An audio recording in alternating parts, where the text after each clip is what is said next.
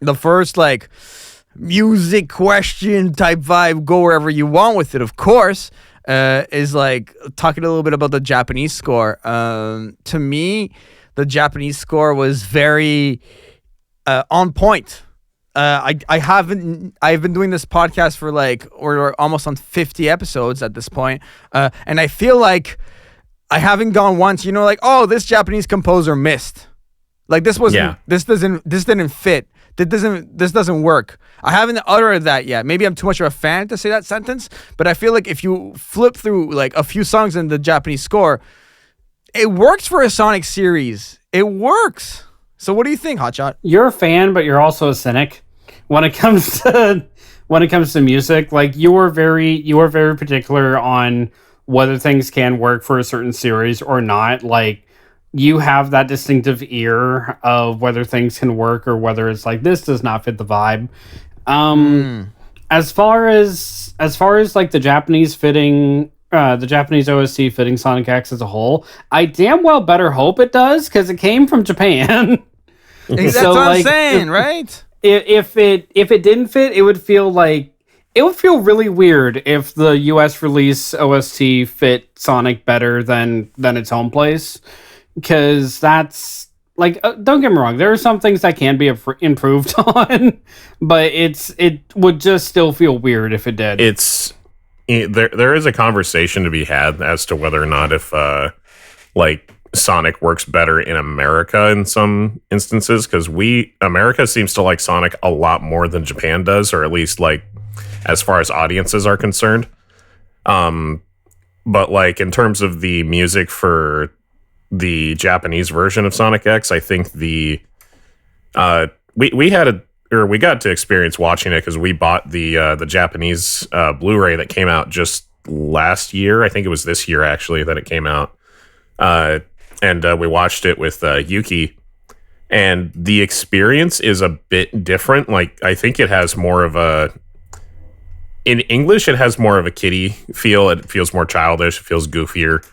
But in Japanese, it feels a little older, older. So like maybe not necessarily mature, but more like it feels more like an anime, and it feels more like adventure heavy and less silly goofy, I guess. Sonic right, I see what you mean. Yeah, well, that's also because in Japan they don't care about that as much. No, I know. There are certain words you can get away with in Japan.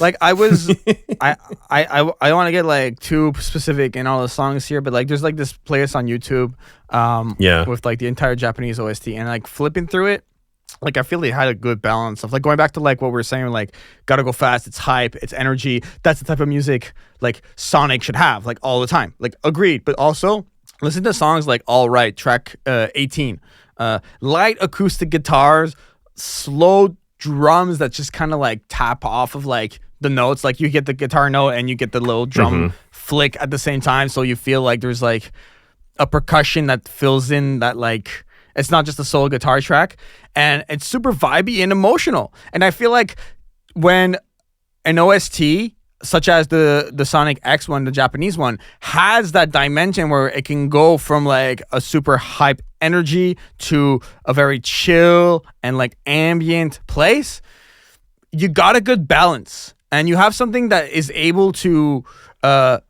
fulfill multiple musical pockets. And because music feels emotional, via that, by proxy, you have emotional pockets that gets filled up, and that leaks into characters because the characters need the music to like be more supported, because a series without music is just boring to me, in my opinion. But you see what I mean? Like I feel like there's more eclecticness because of that in the Japanese version of the OST. When it comes to music being like up in your face and being hyper and energetic, you can't forget to say that like that is like Sonic specific, like Sonic as a character.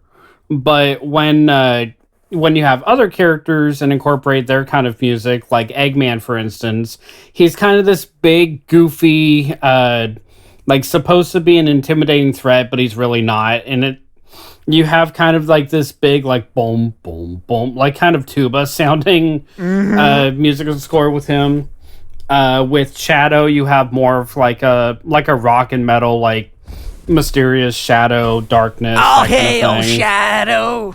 Yeah, like like kind of more of a metal edge. Like all these characters have unique aspects when it comes to their own personal music. Whether you're talking the Japanese OST or the English OST, but they fit their kind of persona. But the reason that music is so like energetic and upbeat a lot of the time, like 90% of the time, even between Japanese and English, is because Sonic is the main character. Because to me, like, there's like 2 songs in the Japanese OST that like refer to Shadow. You have track 11 that's called Shadow Number 1, and then you have track number 13. Don't know why they didn't just make it track number 12, called Shadow Number 2. And you listen to like Shadow 1, and it's like this like sort of, I feel like it belongs in the game more, because it's like such a song that like, okay, here's your drums, here's your synth pad, and now here's your guitars. And in like game music, you can like add in layers and take them out as the level progresses, depending on like what actions happen. And I feel like this song, it could be composed for game music specifically. And then you go over to like Shadow Number 2, track 13, and it feels like almost like a continuation of Shadow Number 1. Like you could almost do like a crossfade between the two, because you have the same type of guitar tones. Maybe the drums in Shadow 2 are more swingy and just like there's more hi-hat and like a rhythm to it. And it's funny because those 2 songs, yeah, I hear them and they sound like Shadow to me. They sound like they got that mysterious, something's amiss type of vibe. So I think you do have a point when you say that like there's these character themes that like fit specifically the characters. And because Sonic is such a main character, most of the songs are going to be like super Sonic type songs, you know, like just like fast, like heavy, adventurous. So I do get the point you're making.